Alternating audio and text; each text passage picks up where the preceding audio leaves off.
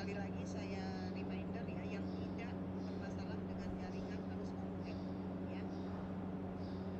Kemudian adalah normal ya, kecuali bermasalah dengan jaringan. Oke.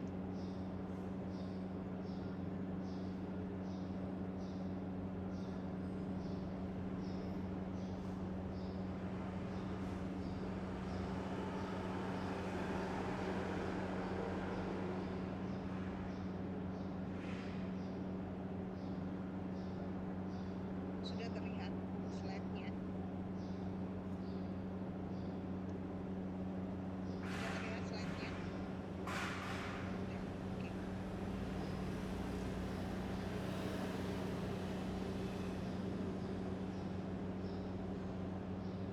Ya, kuliah hari ini adalah tentang komposit dan bonding agent. Sebetulnya materi ini saya itu memberikan ke mahasiswa itu bergabung ya, tapi pendalamannya yang agak berbeda sesuai dengan semester kalian. Di semester 3 ini blok jaringan keras ini saya memberikan juga topik ini tentang komposit dan bonding agent ini. Di ITMKG sendiri juga saya memberikan ini, saya lupa jadwalnya tanggal berapa, saya memberikan topik ini juga. Lalu nanti ketika kalian semester 6 atau semester 7 saya akan memberikan topik ini juga ya. Ini blok DS6, saya nggak tahu apa ganti namanya sekarang. Oke, kita mulai perkuliahannya. Seperti biasa, kalau kuliah saya untuk supaya kalian fokus, yang membacakan slide-nya adalah kalian. Maka dimulai dari MPM 55, reguler 55. Ya, silakan dibaca. Komposit resin. Untuk definisi sendiri, komposit ini adalah suatu material yang disusun oleh dua atau lebih komponen utama yang berbeda sifat fisik dan sifat kimianya.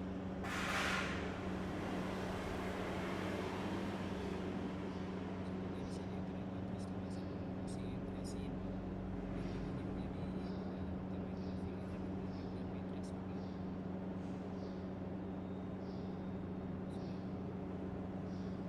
Ya, nggak bisa. Oke, komposit resin. Jadi komposit resin itu definisinya ini kalau disebut dengan komposit resin itu adalah biasanya komposit yang digunakan di bidang teknologi karena salah satu komponennya adalah resin. Maka dia sebut komposit resin itu yang digunakan di kedokteran.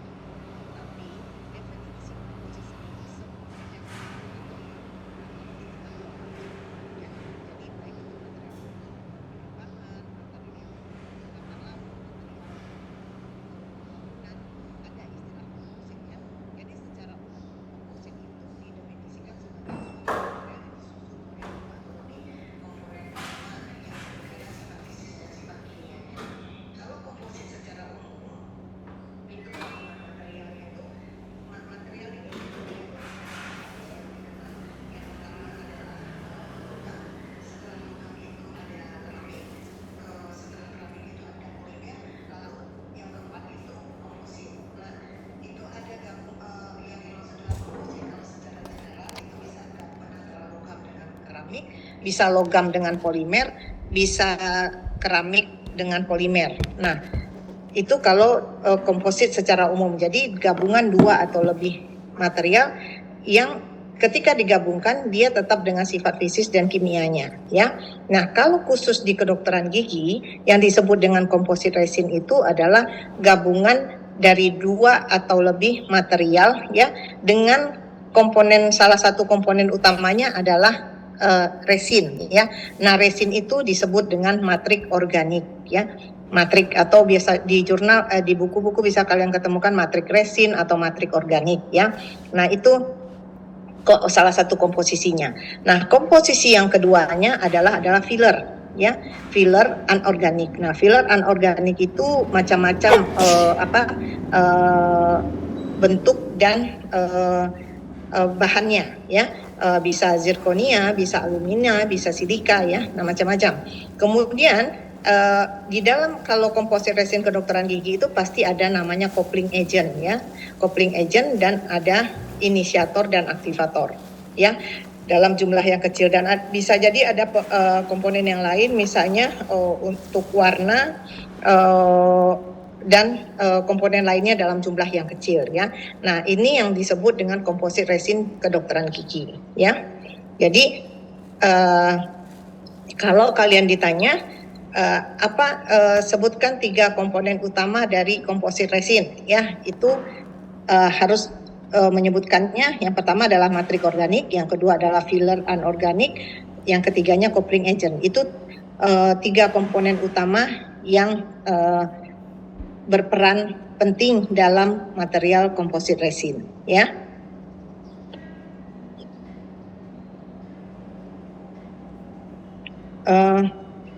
Ini adalah daftar isi yang akan disampaikan hari ini ya. Oke. Lanjut silakan IUP MPM 15.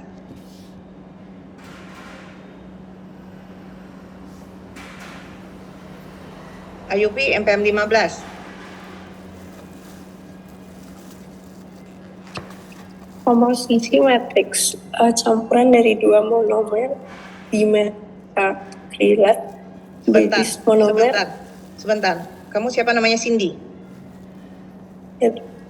Iya. Ya kalau kamu sebelum membacakan saya suruh kamu MPM 15, kamu perkenalkan diri dulu. Baik dok, saya Cindy. Ya, jangan main langsung aja. Ada tata keramanya. Ya. Baik. MPM Silakan. 15. Lanjut.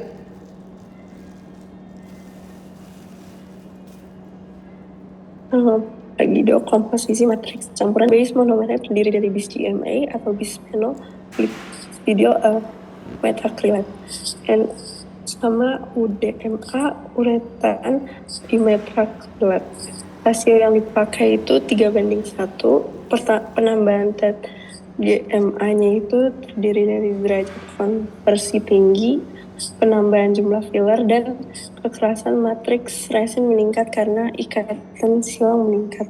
Lalu ada diluent monomer terdiri dari TED-GMA atau triolane glycol dimetricsilate. Ya. Kamu sedang sakit, Cindy? Iya dok. Hah? Iya Lagi dok. sakit? Iya. Apa? Lagi demam? Apa Iya. flu? Oke, ya. Semoga cepat sembuh ya. Oke, saya jelaskan ya slide yang ini. Jadi komponen utama dari komposit resin itu yang pertama salah satunya adalah matrik ya. Nanti kalau kamu baca buku biasanya disebutkan salah satunya adalah matrik resin ya. Ada yang menyebut matrik resin, ada yang menyebut matrik organik, itu sama maksudnya ya. Itu matrik ini biasanya adalah merupakan suatu monomer dimetakrilat ya. Monomer dimetakrilat, nah bisa itu biasanya dipergunakan bisa 2 atau lebih jenis monomer ya. Dan biasanya dalam matrik itu ada base monomernya, ada diluent monomernya. Nah, base monomer ini biasanya yang dipergunakan itu adalah bis GMA atau UDMA ya, dan diluent monomernya adalah TD-GMA ya. Nah, base monomer ini karena viskositasnya tinggi ya, susah untuk handling dan memanipulasinya. Kalau viskositas tinggi berarti dia kan kental ya, lebih kental. Jadi susah untuk menghandlingnya, makanya ditambahkanlah diluent monomer ya, monomer yang lebih encer ya. Jadi digabungkan antara monomer base monomer yang kekentalannya tinggi dengan diluent monomer yang kekentalannya lebih rendah supaya pada saat handlingnya ya, saat memanipulasinya itu lebih mudah ya.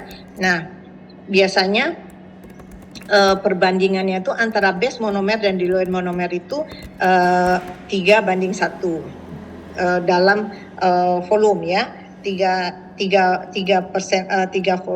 bagian volumenya adalah base monomer, 1 bagian volumenya adalah diluent monomer ya. Nah, selain untuk memudahkan handlingnya dari komposit nantinya, penambahan diluent monomer itu TESMA itu juga meningkatkan beberapa sifat mekanis dan sifat fisik dari komposit tersebut ya. Salah satunya adalah meningkatkan derajat konversi ya. Derajat konversi itu adalah perubahan dari monomer menjadi polimer ya. Jadi monomer berubah menjadi polimer itu disebut dengan dihitungnya sebagai derajat konversi ya. Nah, jadi dengan adanya penambahan diluent monomer atau TESMA ini menyebabkan derajat konversinya tinggi ya. Jadi monomer yang berubah menjadi polimer itu tinggi. Kemudian penambahan diluent monomer juga mengakibatkan kita bisa menambahkan filler dalam jumlah yang lebih banyak ya. Misalnya kalau matriknya terlalu kental, filler yang bisa dimasukkan ke dalam matrik tersebut hanya berkisar maksimal misalnya 30-40%. Dengan penambahan di luar monomer ini bisa penambahan matriknya bisa sampai 70-80% berat ya, bukan volume, persen berat. Nah, kemudian keuntungan lainnya dari penambahan diluent monomer ini adalah dia bisa meningkatkan kekerasan resin matriknya ya, meningkatkan kekerasan resin matriknya karena jumlah ikatan silang yang lebih banyak terbentuk. Jumlah ikatan silang ini adalah ikatan yang terbentuk ketika monomer berubah menjadi polimer ya. Nah, itu yang keuntungan dengan penambahan TESMA ini sebagai diluent monomer ya. Oke, kita lanjut slide berikutnya. Reguler MPM 78. Izin dok, perkenalkan saya Neo dari MPM 08. Ya. Izin bacakan ya dok. Ya. Komposisi sebagai filler membantu dalam pengklasifikasian komposit resin berdasarkan bentuk, ukuran, dan distribusi. Secara keseluruhan, filler memberikan kekuatan, kekakuan, kekerasan, peningkatan modulus elastisitas, penurunan koefisien ekspansi termal, dan penurunan kontraksi. Lalu di tabel ada jenis filler yang bisa digunakan seperti quartz, silika. Quartz itu sangat keras, sulit dipotong, sulit dipoles, dan mengabrasi gigi lawan. Untuk silika, dia memperkuat komposit, membantu dalam penyebaran dan transmisi cahaya. Lalu ada trikalsium fosfat dan zirconium dioksid. Lalu terakhir ada yttrium trifluorid dan ytterbium trifluorid. Ya, oke, terima kasih.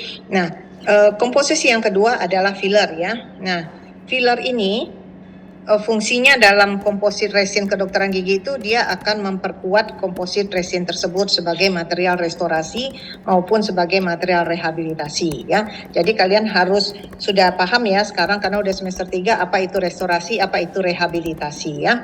Nah, filler ini selain fungsi utamanya akan memperkuat komposit resin, filler ini juga dipergunakan dalam pengklasifikasian komposit resin ya. Bisa berdasarkan bentuk fillernya, berdasarkan ukuran fillernya, dan berdasarkan distribusi partikel filler di dalam komposit resin tersebut. Ya, jadi filler ini merupakan komponen utama yang kedua di dalam komposit resin ya. Yang tadi pertama adalah matrik ya, yang kedua matrik organik dan yang kedua adalah filler anorganik ya. Nah, kalian mau nyebut filler juga nggak apa-apa, filler anorganik juga nggak apa-apa, matrik juga nggak apa-apa, matrik resin boleh, matrik anorganik juga boleh. Nah, ya, secara keseluruhan filler itu akan meningkatkan kekuatannya ya, strength-nya. Baik itu compressive strength maupun diametral strength ya, ataupun tensile strength-nya dengan adanya filler.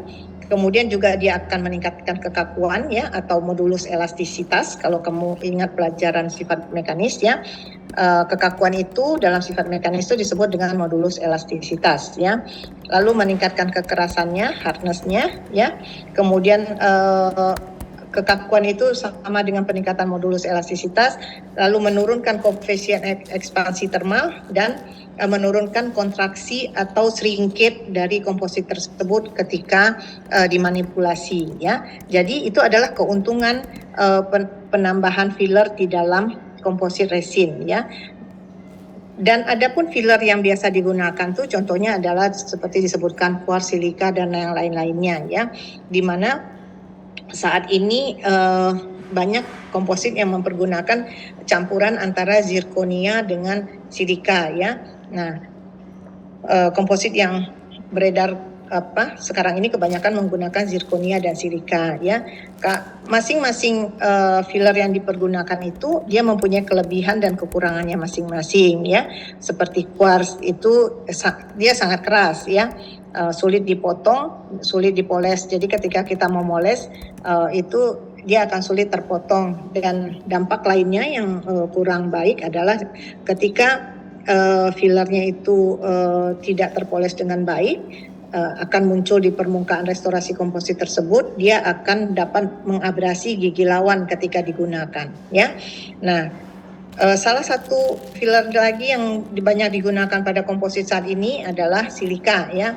Nah, silika ini selain memperkuat komposit juga dia membantu dalam penyebaran transmisi cahaya. Silika ini kekerasannya cukup memadai ya, jauh di bawah quartz, tapi sebagai filler silika cukup memadai untuk meningkatkan kekakuan, kekerasan, kekuatan dari material komposit ya. Sudah sampai slide 5 ini, ada yang mau bertanya? Ada yang mau bertanya?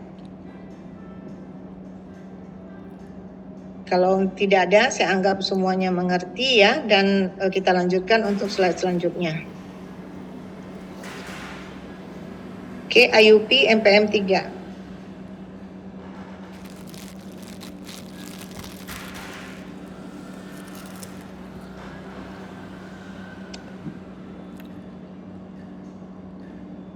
Silakan IUP MPM 3.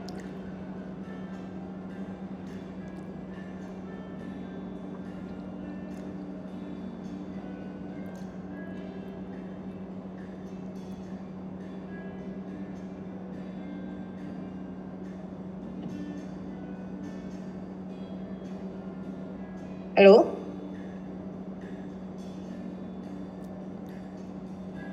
MPM 3 IUP ada? Izin dok, NPM 3-nya sepertinya tidak hadir karena lagi sakit dok. Oke.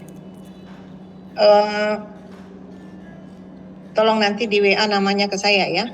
Silakan MPM 5 IUP. Baik dok, izin perkenalkan diri, nama saya Alifa dari NPM 5 IUP.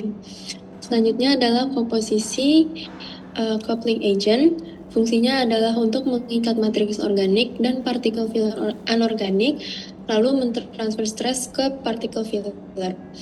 Jenis-jenis coupling agent yang pertama ada silen organik. Yang pertama adalah metacryloxypropyl trimethyletoxy. Yang kedua adalah 10 metacryloxydecyl trimethoxysilen, atau dia adalah yang lebih hidrofobik. Lalu yang kedua ada nanokomposit atau partikel silika. Yang pertama ada metacryloxypropyl trimethyletoxylane atau MPTS. Lalu yang kedua adalah N-octyl trimetoxysilane atau OTMS. Yang ketiga adalah epoxy resin ERL 4221. Yang pertama adalah Y-glycodinylpropyl trimetoxysilane atau GPS yang menurunkan aglomerasi partikel silika dan meningkatkan efektivitas curing. Yang terakhir adalah TO2 nanopartikel, yaitu organosilen acrylate atoksilen atau ATS yang meningkatkan dispersi dan ikatan TO2 nanopartikel dengan matriks organik. Sudah dok. Yang sebelah kanannya bisa nggak bacanya, Alifa? Paham nggak? Kurang Pak. Oke. Ini sinyal saya yang putus-putus apa sinyalnya Alifa? Halo? Sepertinya sinyal saya dok yang kurang baik. Oh, oke, ya. Oke. Saya terangkan ya. Nah, komposisi yang ketiga dari komposit resin itu adalah coupling agent ya. Coupling agent ini fungsi utamanya dia adalah mengikatkan filler ke matrik resin ya. Jadi mengikatkan filler ke matrik resin ya. Selain mengikat antara filler dengan matrik resin, dia juga mentransfer stres atau kalau suatu waktu belajar sifat mekanik suatu benda diberi gaya maka dari dalam benda tersebut akan muncul stres ya. Nah, itu dia bisa mentransferkan stres yang diterima oleh material tersebut ke partikel filler ya. Nanti akan ditransferkan ke partikel-partikel filler yang ada di dalam matrik resin tersebut. Nah, ini adalah jenis-jenis coupling agent ya, coupling agent yang biasa dipergunakan untuk komposit resin ya. Nah, saya tidak menyuruh kamu harus menghafalkan ini ya, kecuali kalau kamu nanti tertarik dengan bidang dental material ya. Nah, yang perlu kamu tahu bahwa kebanyakan dari buku-buku itu coupling agent yang biasa dipergunakan untuk komposit resin kedokteran gigi itu adalah sejenis silen ya. Silen organik ya, biasanya itu yang banyak dipergunakan ya. Dan komposit komersial lainnya yang harganya cukup mahal memang banyak mempergunakan jenis-jenis lain dari coupling agent ya. Tapi yang perlu kamu ingat bahwa jenis coupling agent yang biasa dipergunakan untuk komposit resin itu adalah sejenis silen ya, organosilen atau silen organik ya. Nah, ini dicontohkan di sebelah kanan itu coupling agent itu yang biasa digunakan pada komposit resin kedokteran gigi itu yang komersial itu adalah sejenis organosilen atau silen organik. Nah, silen ini dia diibaratkan silen atau bonding agent ini diibaratkan seperti lem ya. Jadi lem itu atau perekat di satu sisi ini ada filler ya. Filler itu biasanya berbentuknya partikulat ya atau bulat. Nah, silen itu akan melapisi seluruh permukaan dari partikel filler ya. Jadi kalian membayangkan misalnya kalian akan merekatkan dua buah benda ya, misalnya bola ya, bola plastik yang kecil-kecil. Nah, semua permukaan bola itu kalian lapisi dengan lem. Nah, itu analoginya ya. Jadi filler itu, seluruh permukaan filler itu sebelum dicampurkan dengan matrik resin itu dilapisi dengan coupling agent ya, yang melakukan memang pabrikan ya.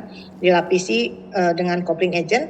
Setelah seluruh permukaan fillernya terlapisi oleh coupling agent, baru dimasukkan ke dalam matriknya. Jadi seluruh filler itu pasti berikatan dengan matrik resin itu melalui coupling agent. Nah, di sini dicontohkan filler silika ya. Filler silika itu dia akan satu sisinya itu dia akan berikatan dengan dengan silennya. Nah, nanti permukaan silen yang lain itu satu permukaan dari silen itu akan mengikat silika, satu permukaan yang lainnya dia akan berikatan dengan matrik resin ya. Nah, ikatan antara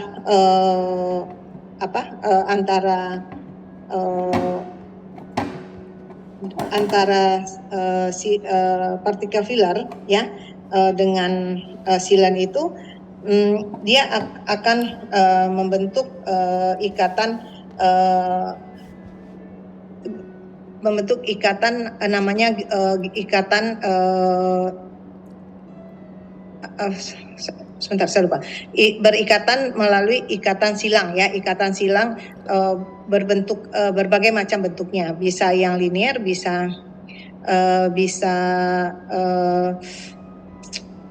seperti jaring itu networking dan segala macam ya. Nah, jadi gugus reaktif yang membentuk ikatan kimia dengan bahan organik di sini termasuk resin, komposit resin ya.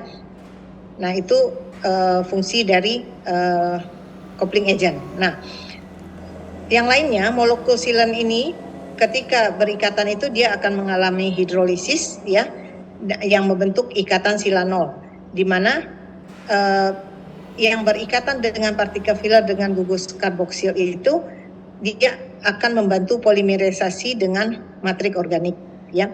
Yang mungkin ini agak sulit kalian pahami. Biasanya saya tidak menanyakan sampai sedetail ini, tapi bagi yang nanti misalnya tertarik skripsinya tentang komposit resin, itu bisa pasti akan membahas tentang ini ya.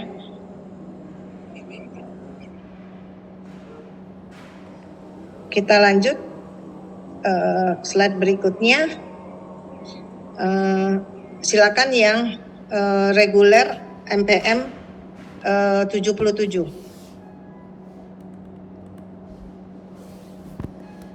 Baik dok, perkenalkan saya Nidja, saya izin membacakan materi ya dok. Ya. Selanjutnya komposisi untuk resin komposit selanjutnya adalah inisiator dan aktivator. Nah jadi pertama komposit yang diaktifasi sinar itu ada inisiator. Lalu yang inisiator yang sering digunakan adalah camphorquinone atau CQ dengan komposisi 0,2% sampai 1%. Lalu untuk aktivatornya yang digunakan adalah organik amin. Lalu untuk komposit yang diaktifasi secara kimia itu ada organik amin sebagai katalis dan juga ada anorganic peroxide sebagai universal phase dan inisiator dan akselerator stabil pada temperatur ruang. Nah ini adalah komposisi yang berikutnya ya. Jadi komposisi utamanya tadi ada matrik, ada filler, ada coupling agent. Itu 3 komponen yang utama yang harus ada, makanya baru disebut dengan komposit resin kedokteran gigi ya. Nah komponen lainnya yang dalam jumlah kecil tapi mempunyai peran yang cukup penting juga adalah inisiator dan aktivator ya. Biasanya komposit resin yang dipergunakan di kedokteran gigi itu adalah komposit yang pengerasannya atau polimerisasinya menggunakan sinar ya. Nah, makanya di dalamnya ada mengandung inisiator ya. Biasanya inisiator yang dipergunakan adalah camphorquinone dalam jumlah yang tidak banyak, 0,2% sampai 1% dari beratnya, persen volume ya, dan aktivatornya sejenis organik amin ya. Nah, ini adalah komponen yang dalam jumlah kecil tapi berperan penting dalam material komposit resin tersebut ya. Nah, selain komposit yang diaktifasi oleh sinar, ada juga komposit yang diaktifasi secara kimia ya. Biasanya kalau komposit yang diaktifasi secara kimia itu dia ada base-nya dan ada katalisnya ya. Nah, di mana katalisnya itu adalah merupakan suatu organik amin ya, dan base-nya atau universal pastanya itu adalah anorganic peroxide ya. Nah, di dalamnya ada juga inisiator dan akselerator yang dimana stabil pada temperatur ruang ya. Jadi kalau komposit yang diaktifasi sinar, dia tidak akan berpolimerisasi atau tidak akan mengeras tanpa bantuan sinar ya. Biasanya sinar yang dipergunakan sekarang adalah sinar LED. Nah, kalau komposit yang diaktifasi secara kimia, dia tidak akan mengeras kalau antara base-nya dengan katalisnya tidak kita campurkan ya. Jadi kalau yang mengeras secara kimia ini, yang diaktifasi secara kimia, dia akan mengeras kalau katalis dan base-nya atau universal pastanya dicampurkan ya. Nah, ini gambar yang di sebelah kanan. Kalau yang diaktifasi sinar itu biasanya tersedia dalam bentuk cup-cup gini ya, tube gini ya. Nah, itu dipergunakan, dimasukkan, dikeluarkan dalam jumlah yang memadai sesuai dengan kavitas diambil kemudian diletakkan ke dalam kavitas gigi, dibentuk kembali anatominya. Setelah anatominya terbentuk lalu kita berikan sinar. Nah, dia akan mengeras ya. Nah, warnanya bisa menyesuaikan dengan warna gigi asli pasiennya ya. Nah, kalau yang diaktifasi secara kimia biasanya tersedia dalam 2 pasta ini ya. Jadi ada katalisnya, ada base-nya, dan juga disediakan paper pad-nya dan spatula untuk mengaduknya ya. Nah, tapi yang sekarang banyak dipergunakan adalah yang diaktifasi dengan sinar.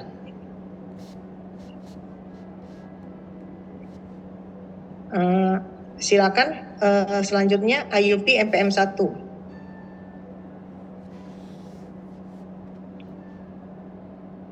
Izin dok, saya Sania izin membacakan materi dok. Iya, silakan. Untuk klasifikasi komposit berdasarkan ukuran partikel Lutz dan Phillips. Yang pertama itu makrofiller 0,1 sampai 100 nanometer. Lalu mikrofiller 0,04 sampai 0,6 nanometer. Hibrida 1 sampai 15 nanometer dan 0,04 nanometer. Nanokomposit 1/1000 nanometer.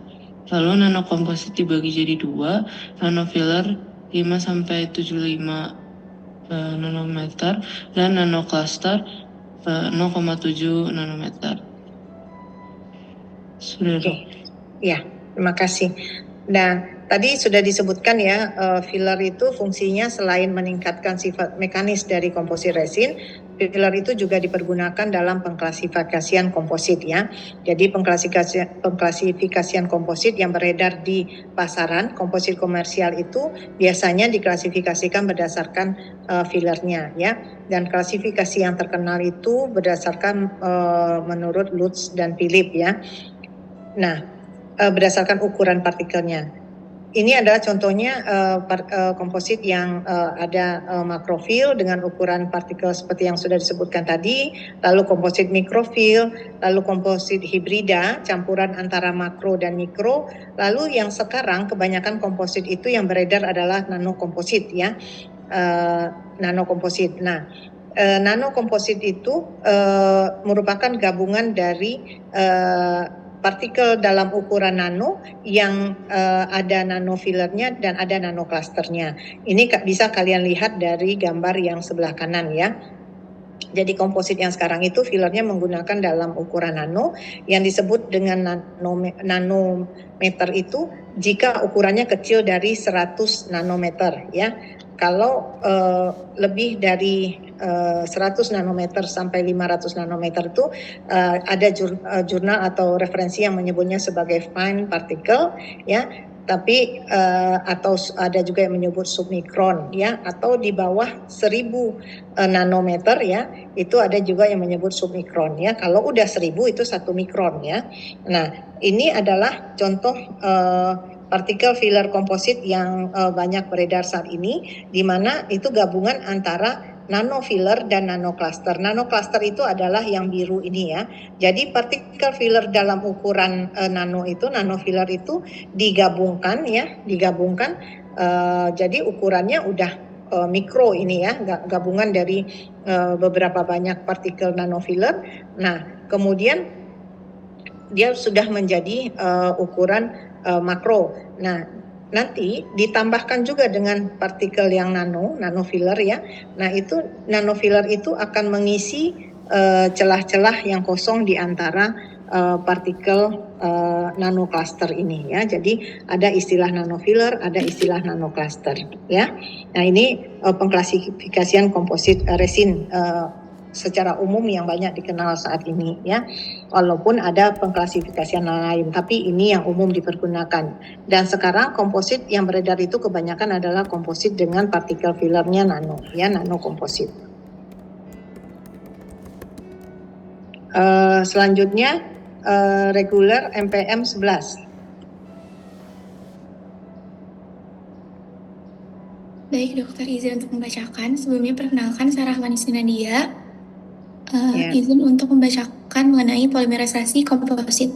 Di sini yang pertama ada tipe polimerisasi, di mana polimerisasi sendiri merupakan proses pembentukan polimer dari beberapa monomer. Jadi di sini dari monomer, kemudian dia jadi repeating unit dan juga akhirnya dia menjadi polimer. Untuk di sini yang pertama ada kondensasi, yaitu polimerisasi kondensasi menghasilkan produk samping. Contohnya itu bahan cetak silikon kondensasi, yaitu etanol. Kemudian di sini juga ada adisi, yaitu proses pembentukan polimer dengan cara mengadisi ikatan rangkap pada monomer membentuk ikatan tunggal yang diinisiasi oleh radikal bebas.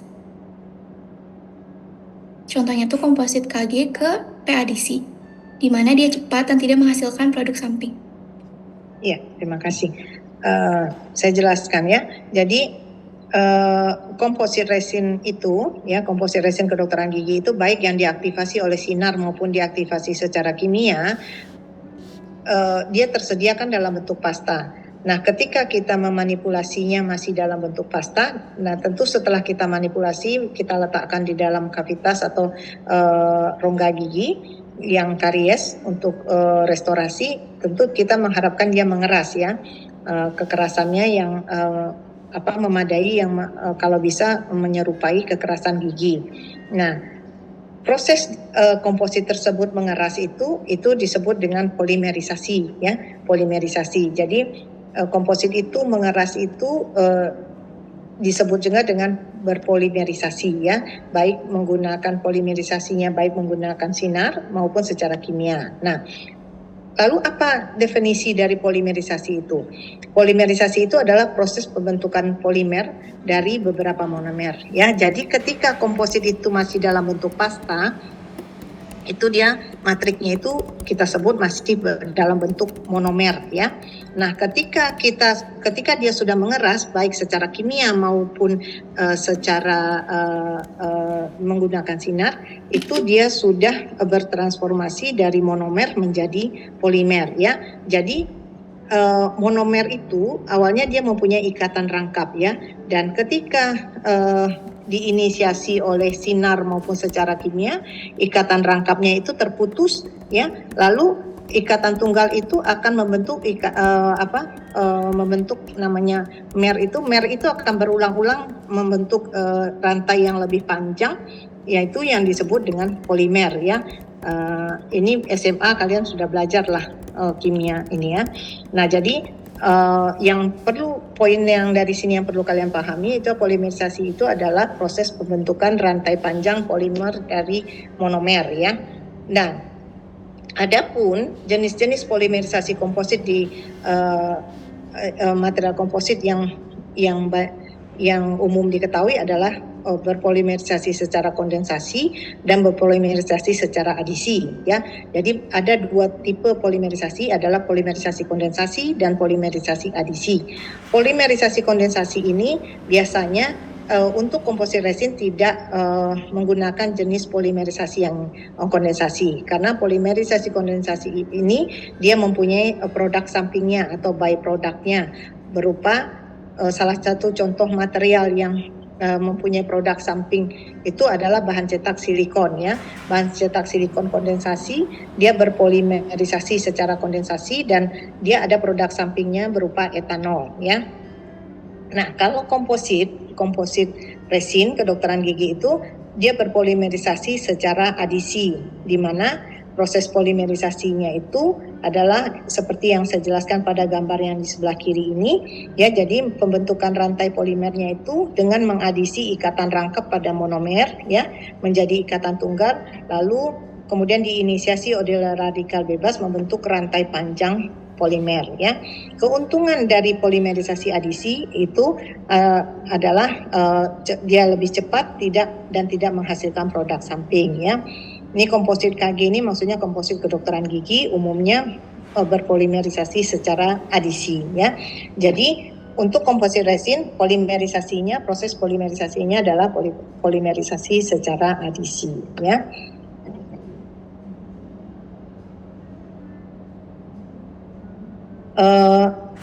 Lanjut reguler MPM 1.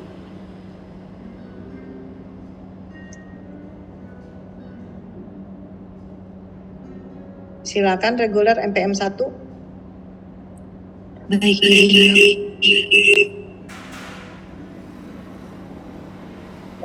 izin dok untuk membaca. Ya, Saya silakan. Baik, selanjutnya untuk polimerisasi komposit. Untuk tahapan dari polimerisasi komposit sendiri, yang pertama ada aktivasi, di mana aktivasi itu terjadi fotoinisiator komposit diaktifkan dengan bantuan katalis amin tersier menggunakan sinar tampak atau sinar biru, di mana sinar yang diberikan akan diserap oleh gugus kromofor yang terdapat pada CQ. Yang kedua yaitu terjadi inisiasi. Inisiasi itu adalah mulai mengadisi ikatan rangkap yang ada pada monomer. Lalu yang ketiga ada propagasi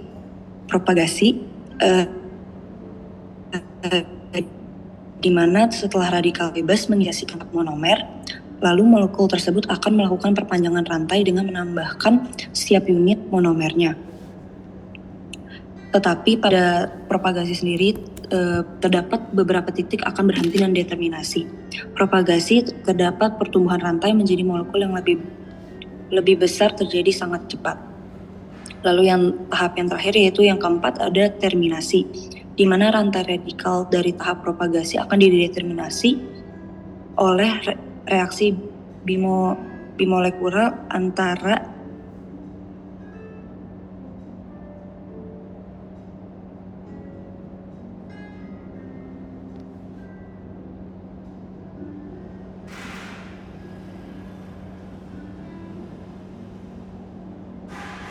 Halo? Ini sinyal saya yang nggak ada atau sinyalnya Evelyn yang nggak ada nih? Rangga? Izin dok, sepertinya sudah selesai dibaca dok. Iya, sinyalnya Evelyn ya, berarti ya? Sepertinya iya dok.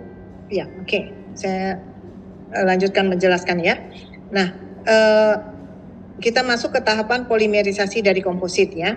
Nah, komposit yang diaktifasi secara sinar ya, umumnya melalui 4 tahapan ya, aktivasi, inisiasi, propagasi, dan terminasi ya.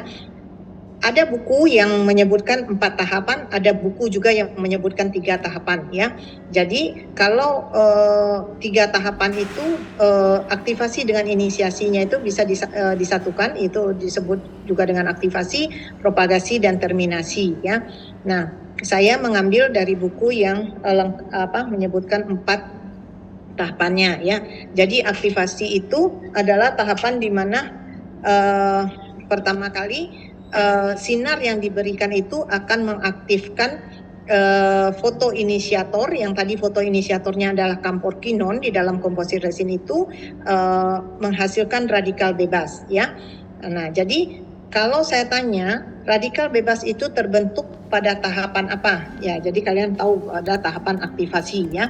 Nah, setelah terbentuk setelah terbentuk radikal bebas pada tahapan aktivasi, kemudian radikal bebas yang terbentuk pada tahapan aktivasi tersebut akan memutus ikatan rangkap yang ada pada monomer ya. Itu namanya tahapan inisiasi. Nah, setelah ikatan rangkapnya terputus, ikatan rangkap monomer terputus, dia mer-mer itu akan membentuk rantai panjang, yaitu propagasi, perpanjangan rantai monomer itu ya. Jadi jadi mer-mer itu berulang membentuk rantai polimer yang panjang ya. Nah, ini prosesnya sangat cepat membentuk ikatan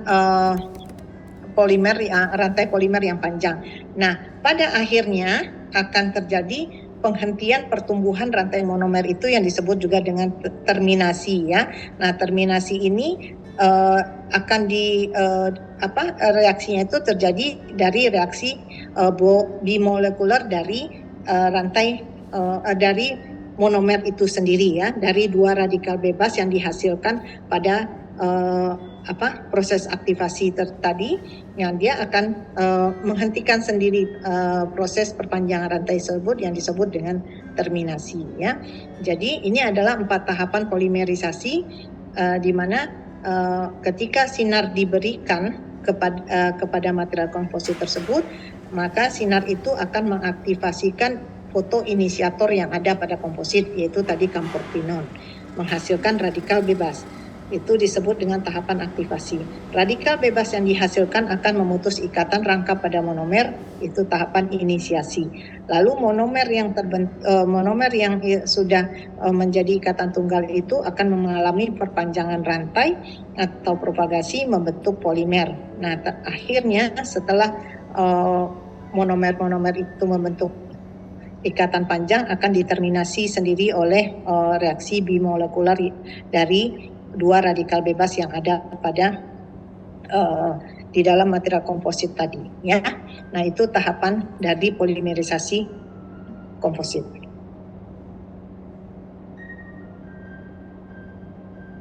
Ini adalah contohnya ya, ini saya ambil dari buku yang lain ya. Jadi ada buku yang menyebutkan tahapan polimerisasi itu menggabungkan antara aktivasi dan inisiasi.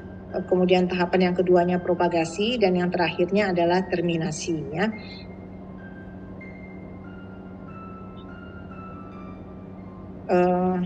Selanjutnya IUP MPM 11. Izin dok untuk membacain PPT-nya. Ya. Baik, untuk berikutnya adalah sifat-sifat komposit. Yang pertama ada sifat fisik. Untuk sifat fisik komposit sendiri itu yang pertama ada working and setting time, yang kedua polymerization shrinkage atau pengerutan polimerisasi, yang ketiga thermal ekspansi, thermal konduktivitas, yang keempat penyerapan air, yang kelima solubility, yang keenam color and color stability. Terus ada sifat mekanik juga, yang pertama strength, kedua modulus, dan yang terakhir hardness.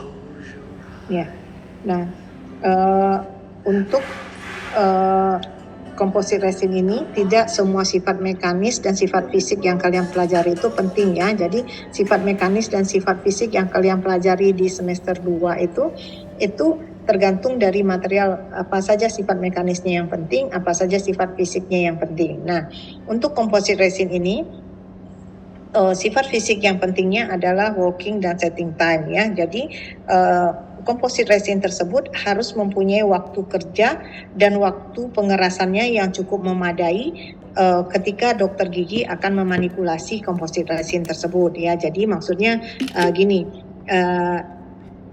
dia tidak mengeras ya karena bentuknya adalah pasta.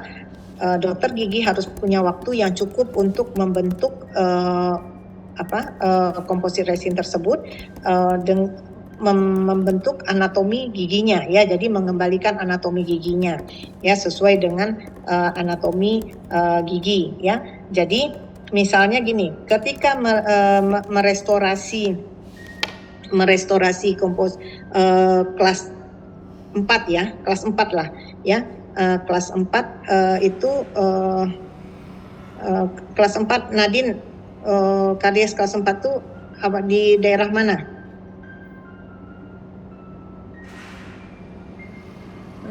Nadine?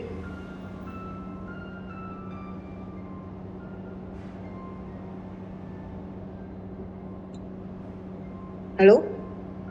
Izin menjawab dok, untuk karies kelas 4 itu ada di bagian permukaan proksimal gigi depan, gigi anterior. Ya, proksimal gigi anterior sudah sampai ke tepi insisa. Sudah sampai ke insisal. Kalau kelas 3 hanya bagian proksimal. Nah, jadi working time dan setting time ini maksudnya dokter gigi punya waktu untuk membentuk kembali anatomi gigi itu ketika merestorasi gigi menggunakan komposit. Kan kalau kalian tidak mahir membentuk anatomi, pasti sudut gigi itu kan kalian bentuk kotak-kotak gitu ya. Nah, itu salah satu manfaat dari kalian melakukan carving lilin itu. Ketika carving lilin itu belajar anatomi itu adalah ketika aplikasinya nanti jadi dokter gigi, kalian ketika menambal gigi pasien harus mengembalikan anatominya seperti anatomi gigi aslinya. Kalau kalian tidak paham anatominya, pasti restorasi yang kalian hasilkan itu akan aneh dan pasiennya akan komplain ya. Itu gunanya belajar carving itu aplikasinya nantinya untuk kalian memanipulasi salah satunya komposit ya. Jadi dokter gigi harus mempunyai waktu yang cukup saat memanipulasi komposit itu membentuk anatominya sampai dia mengeras ya, terutama kalau mempergunakan komposit yang diaktifasi secara kimia ya. Tapi kalau komposit yang diaktifasi dengan sinar, biasanya dokter gigi mempunyai waktu yang cukup untuk membentuk anatomi gigi, karena kalau tidak disinari dia tidak akan mengeras ya. Nah, itu keuntungan, salah satu keuntungan dari komposit yang diaktifasi dengan sinar. Nah, kalau yang diaktifasi secara kimia, waktunya terbatas karena apabila katalis dan base-nya sudah dicampur, waktunya itu biasanya tergantung pabrikannya. Apakah working time-nya tuh sampai setting time tuh sekitar 3 menit, 4 menit, 5 menit ya, dibaca di profile produknya dari komposit tersebut. Tapi umumnya komposit kedokteran gigi itu sudah menggunakan kebanyakan saat ini ya, apalagi kalau untuk restorasi direct itu mempergunakan komposit yang diaktifasi oleh sinar ya. Kemudian shrinkage atau pengerutan polimerisasi, itu yang mengerut itu biasanya adalah matriknya ya, matrik resin. Nah, ini bisa menyebabkan terjadinya karies sekunder pada gigi. Nah, untuk mencegah ini itu makanya polimerisasi dari komposit itu harus optimal ya. Jadi proses polimerisasinya harus sebanyak mungkin monomer itu berubah menjadi polimer ya. Jadi monomer tersebut berubah menjadi rantai panjang polimer ya. Nah, supaya shrinkage-nya kecil ya, makin kecil. Lalu thermal ekspansi dan thermal konduktivitas, biasanya kan kalau thermal ekspansi itu kita rongga mulut itu makanan itu ada makanan panas, makanan dingin ya, terutama makanan panas dia tidak karena panas dia tidak berekspansi, lalu panas dia juga tidak menyalurkan panas. Ketika kita makan panas yang bisa mengakibatkan rasa nyeri pada pulpa ya. Lalu tidak menyerap air ketika di material komposit itu berada di dalam rongga mulut. Kita tahu rongga mulut itu selalu basah ya. Lalu komponen-komponen kompositnya tidak mudah larut di dalam ketika digunakan di dalam rongga mulut. Lalu warna dan stabilitas warnanya cukup baik ya. Jadi komposit itu warnanya bermacam-macam, bisa menyesuaikan dengan warna gigi asli pasien. Jadi disediakan di pasaran itu dalam warna yang banyak sekali variasinya ya. Nah, itu adalah sifat fisik yang penting dari material komposit. Lalu sifat mekanisnya yang penting itu adalah strength atau kekuatannya ya. Biasanya kekuatan yang paling penting itu adalah untuk komposit itu strength-nya adalah compressive strength dan diametral tensile strength ya. Itu adalah kekuatan mekanis yang penting untuk komposit. Lalu modulus atau kekakuannya, modulus elastisitasnya, dan hardness. Hardness ini kekerasan sangat penting untuk kemampuan dari komposit tersebut untuk dipoles ya. Jadi kalau kekerasannya tidak memadai ketika dipoles, dia tidak bisa menghasilkan permukaan yang shiny atau mengkilap ya. Nah, kalau tidak mengkilap itu restorasi komposit itu tidak akan bagus dilihat pasiennya. Jadi akan terlihat batas antara restorasi dengan gigi asli pasiennya. Tidak estetis jadinya, apalagi untuk restorasi kelas 3 dan kelas 4.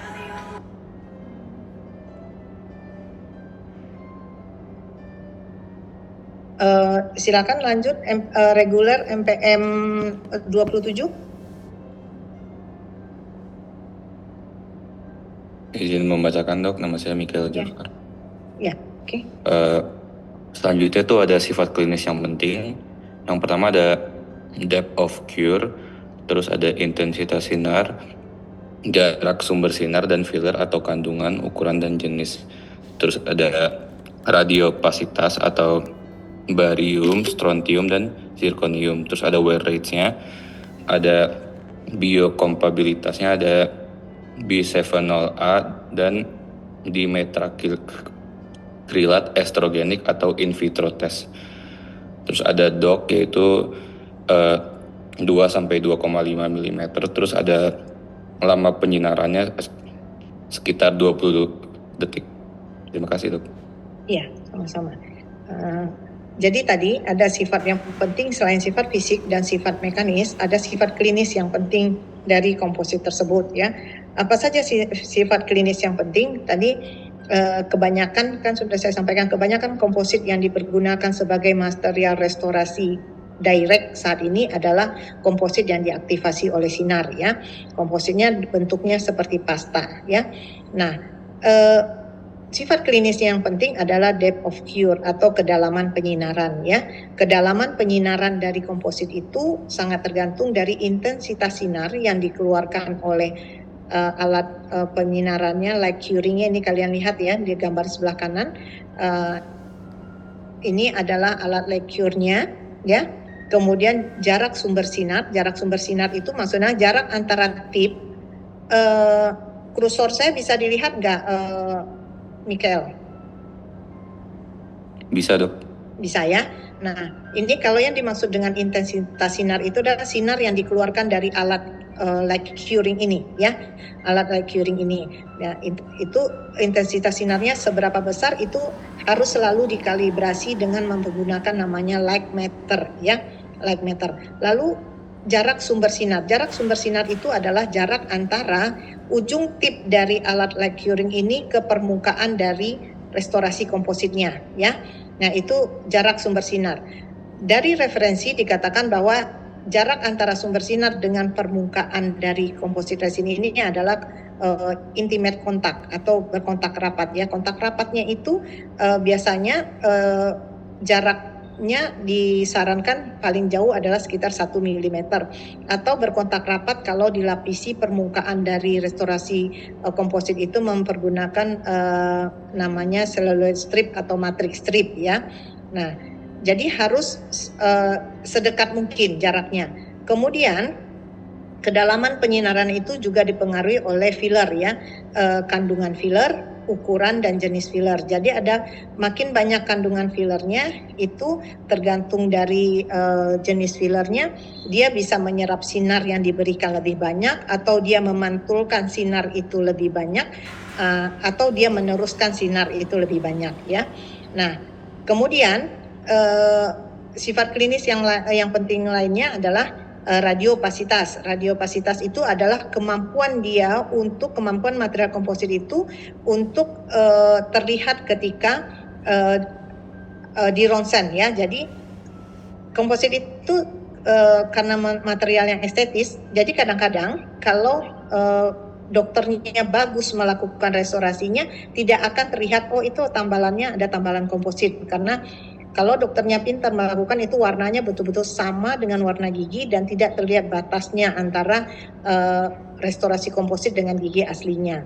Nah, kadang-kadang untuk mengetahui mana saja gigi yang ada restorasi kompositnya diperlukan fotoronsen. Nah, kemampuan untuk difoto supaya terlihat itu ada restorasi kompositnya itu disebut dengan radiopasitas. Biasanya di dalam material komposit itu fillernya itu ada sedikit mengandung pada fillernya itu ada mengandung logam-logam berat ya, logam-logam contohnya barium, strontium atau zirconium supaya meningkatkan sifat radiopasitasnya. Jadi ketika di ronsen akan terlihat ini ternyata giginya ada tambalan restorasi kompositnya ya. Kemudian wear rate-nya itu kemampuan dia bertahan di dalam rongga mulut atau kecepatan pemakaiannya ya. Jadi dia harus cukup lama bisa bertahan di dalam rongga mulut ya. Jadi ada beberapa referensi mengatakan bahwa dikatakan restorasi komposit itu sukses kalau wear rate-nya lebih besar dari 5 tahun ya. biasanya kalau sampai 5 tahun restorasi kompositnya tidak haus, tidak berubah warna, itu dikatakan restorasi kompositnya sukses ya, bagus dokter giginya mengerjakan. Lalu sifat klinis yang penting lagi biokompatibilitasnya. Jadi matrik komposit resin ini ya salah satu base matriknya yaitu bis GMA itu dikatakan bahwa dia mengandung bisphenol A ya yang secara in vitro dikatakan itu bersifat estrogenik ya. Jadi ada beberapa jurnal yang menyampaikan seperti itu, tapi belum ada jurnal sampai saat ini yang membuktikan bahwa secara in vivo-nya ada pasien yang mengalami keganasan.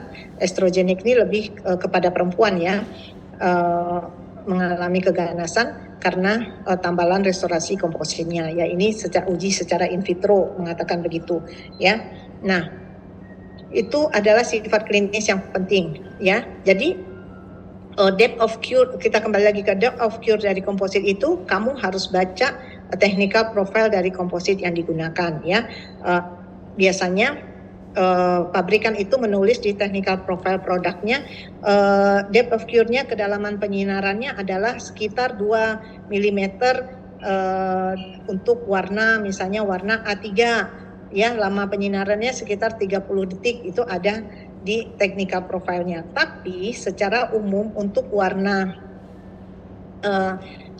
warna A3 itu ya, depth of cure-nya itu sekitar 2 sampai 2,5 mm dengan lama penyinaran sekitar 20 detik ya.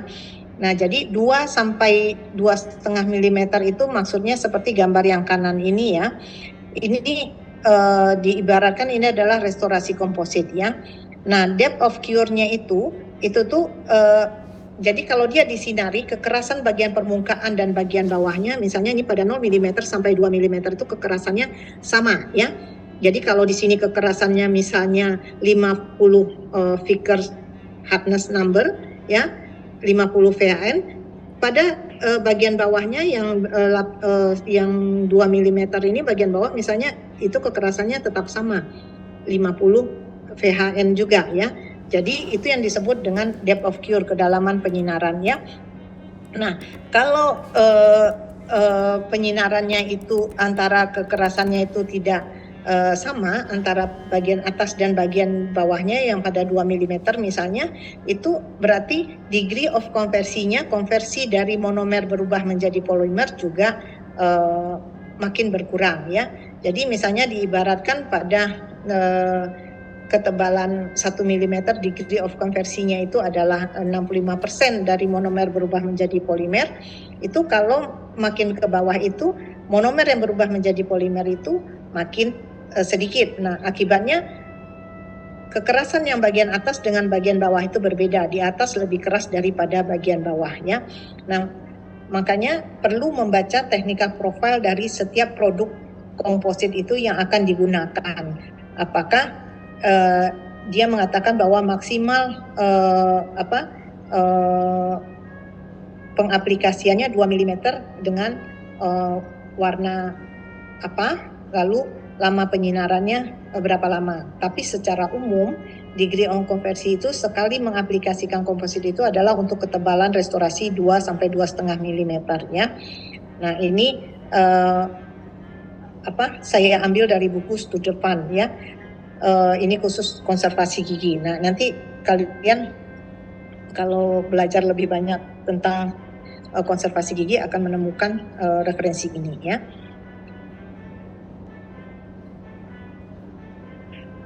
Oke, selanjutnya reguler lagi MPM 88.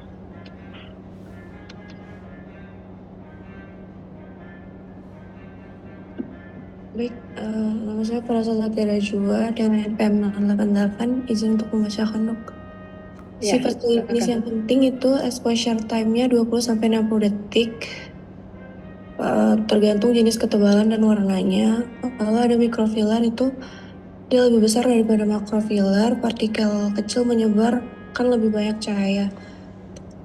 Lalu dark dan opaku lebih tinggi, waktu penyinarannya lebih lama, Lalu pembukaan komposit glossy setelah penyinaran.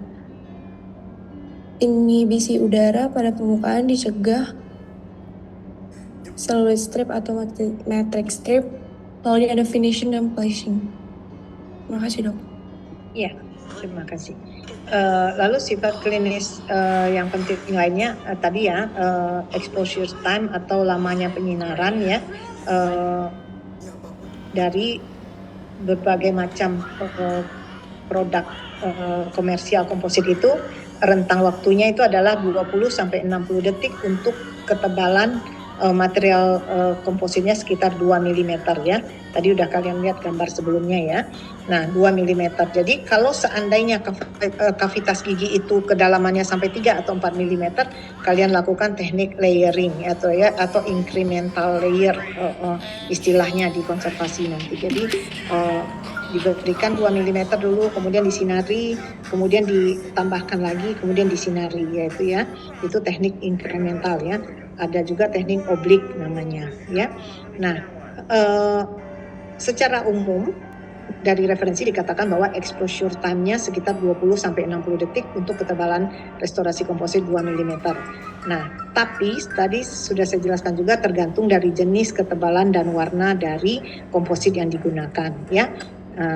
Jenis komposit itu tergantung dari jenis fillernya ya.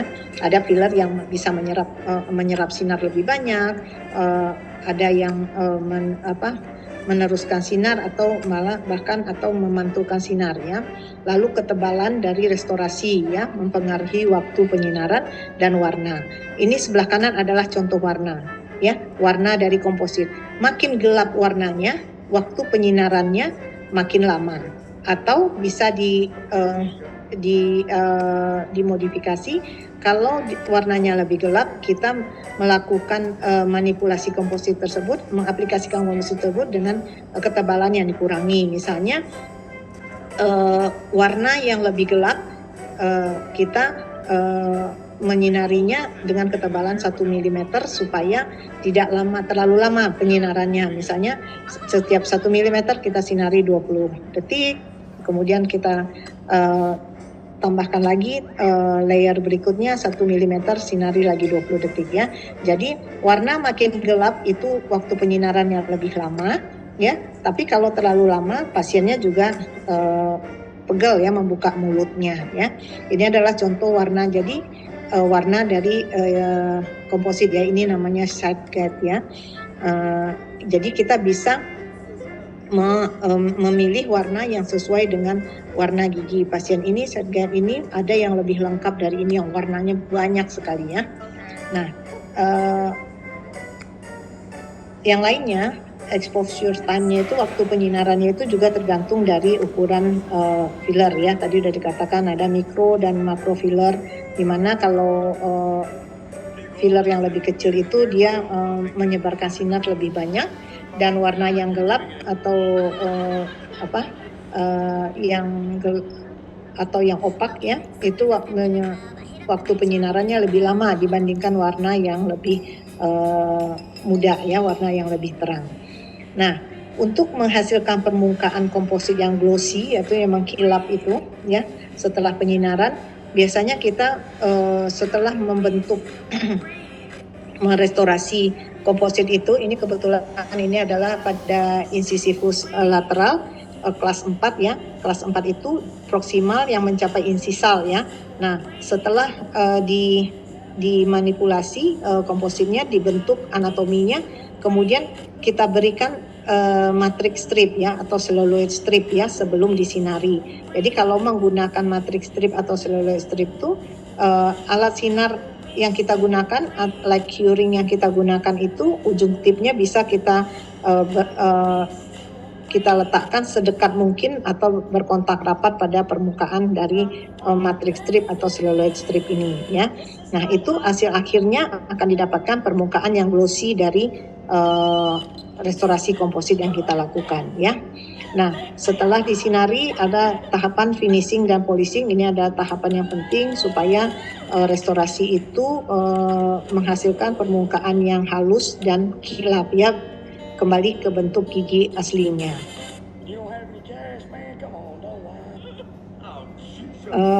Lanjut IUP MPM 8. Ini dok, perkenalkan nama saya Alfa. Ingin membaca tentang light curing unit atau LCU untuk jenis yang paling umum itu quartz tungsten halogen atau QTH dengan panjang gelombang 450 hingga 490 nanometer. Intensitasnya sendiri di antara 400 hingga 800 mW per cm persegi dengan masa pakai bola lampu QTH 50 sampai dengan 75 jam dan dapat merusak retina mata jika melihat langsung atau pantulan sinar. Dan untuk jenis QTH sendiri itu lebih panas. Di jenis kedua ada pada tahun 1990 yaitu plasma arc curing atau PAC. Intensitasnya sendiri sinarnya tinggi dengan panjang gelombang 380 hingga 500 nanometer dengan puncak output 480 nanometer. Dengan 10 detik PAC sama dengan 40 detik QTH. Di tahun 2000 ada light emitting diode atau LED dengan panjang gelombang 450 hingga 490 nanometer dengan puncak output pada 470 nanometer dan efektif untuk komposit dengan CQ yang memiliki yang dimana light emitting diode itu sendiri memiliki depth of cure yang tinggi. Terima kasih dok. Ya, terima kasih ya. Nah, ini adalah alat-alat jenis alat light curing yang digunakan untuk melakukan polimerisasi dari komposit resin ya, komposit resin yang diaktifasi oleh sinar ya. Nah, ini yang gambar kiri atas ini adalah proses light cure ya, mengeraskan dari komposit ya. Yang hitam ini namanya tip ya, tip dari alat light curingnya ya. Nah, itu yang saya katakan tadi cross kontak itu harus sedekat mungkin dengan restorasi komposit yang akan kita polimerisasi ya, ujung dari tipnya ini ya. Nah, yang perlu kalian ketahui saat ini yang digunakan umumnya adalah light curing jenis LED ya, karena yang LED ini puncak output dari sinar yang dikeluarkannya itu pada 470 nanometer itu sesuai dengan panjang gelombang sinar yang diterima oleh camphor-quinone sebagai fotoinisiator yang ada di dalam material kompositnya ya. Dan keuntungan yang lainnya dari beberapa penelitian yang dilaporkan dan dari buku referensi itu dikatakan bahwa penggunaan LED ini menghasilkan depth of cure yang lebih tinggi dibandingkan dengan light curing jenis lainnya ya. Kalau dulu sebelum ada LED itu yang umum digunakan adalah yang halogen ya, yang plasma arc ini jarang ya. Nah, yang umum itu adalah halogen. Tetapi halogen ini punya kekurangan, dia mudah panas karena di dalam alatnya ini yang halogen ini sebelah kanan ini ada kipasnya ya untuk menurunkan. Jadi kalau ada bunyi kipas itu adalah halogen ya. Di dalamnya ini ada kipasnya yang selalu memutar untuk menurunkan panasnya ya. Nah, kekurangan lainnya di dalam halogen itu ada bola lampunya yang mempunyai masa pakai ya sekitar 50 sampai 75 jam. Dan dampak lainnya adalah jika sinar yang dikeluarkan dari halogen ini langsung terkena mata itu bisa menyebabkan kerusakan pada retina. Makanya kalau dulu sebelum tahun 2000 sebelum ada LED, kalau dokter merestorasi dengan komposit biasanya dokter itu memakai kacamata yang gelap ya untuk supaya pantulan sinar itu tidak langsung kena ke mata ya. Ya, ini adalah perbandingan antara halogen, plasma dan LED ya. Nah, sekarang yang banyak dipergunakan adalah LED ya. Nah, LED itu bentuknya makin ke sini tuh makin simpel, kecil dan tidak repot ya. Jadi seperti gambar yang bawah ini adalah contoh yang LED. Jadi dia wireless. Ini adalah chargernya ya. Chargernya biasanya dekat chargernya juga ada light meternya. Jadi sebelum digunakan itu kita bisa mengukur intensitas sinar yang dikeluarkannya ya. Apakah intensitas sinarnya stabil atau tidak. Banyak sekarang LED itu pada dudukan chargernya itu sudah ada light meternya untuk mengukur intensitas sinar sebelum dikeluarkan ya. Nah, beberapa LED tetap mempergunakan kaca pelindung ini supaya pantulan sinar itu tidak langsung ke mata dokternya ya. Ini contoh LED. LED sekarang itu bagus-bagus ya dan bentuknya makin simple.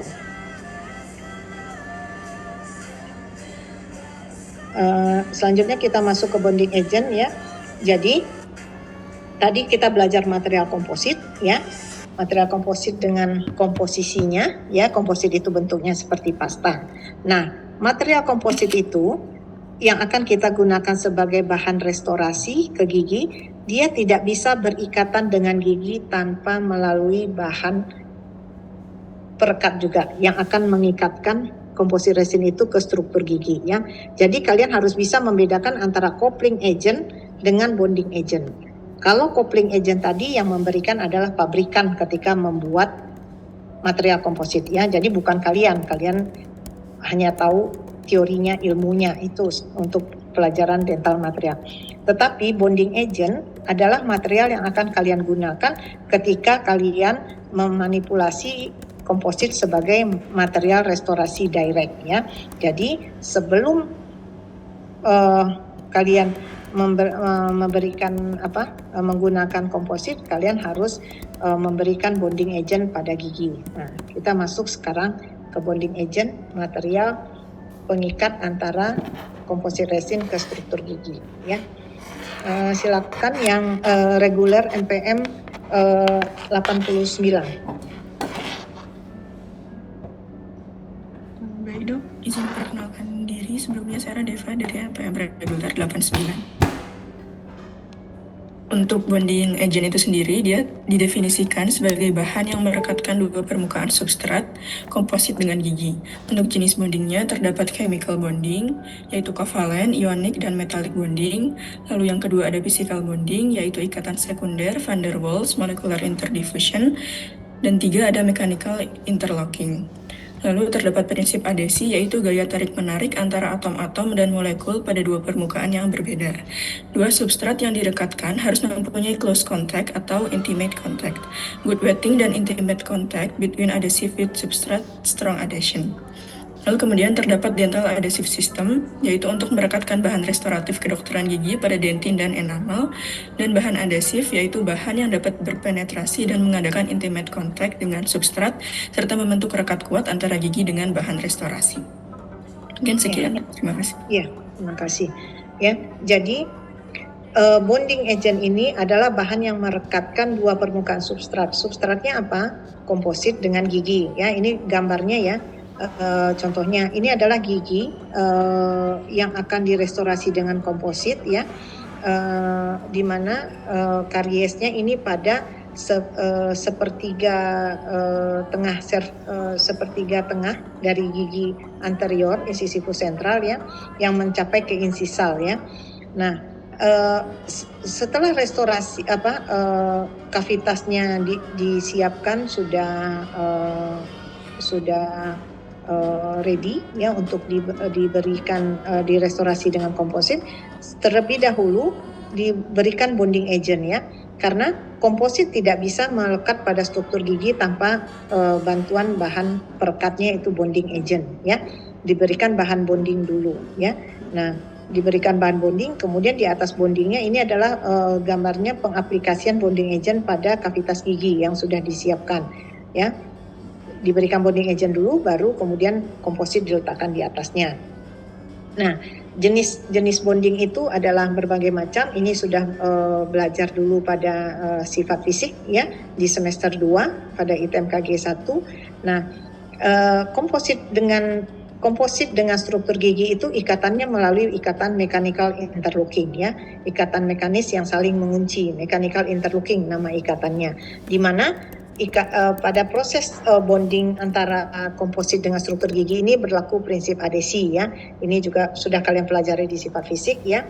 Jadi di mana berlaku prinsip adesi itu adalah merekatkan dua substrat yang harus berkontak rapat ya. Nah, jadi kalian harus tahu proses perekatan itu namanya adesi, material yang akan direkatkan itu namanya adheren, ya. Material yang akan direkatkan namanya adheren, material yang merekatkan itu namanya bahan adhesif. Jadi kalau di sini proses pengikatan antara struktur gigi dengan bahan komposit itu berlaku prinsip adhesi.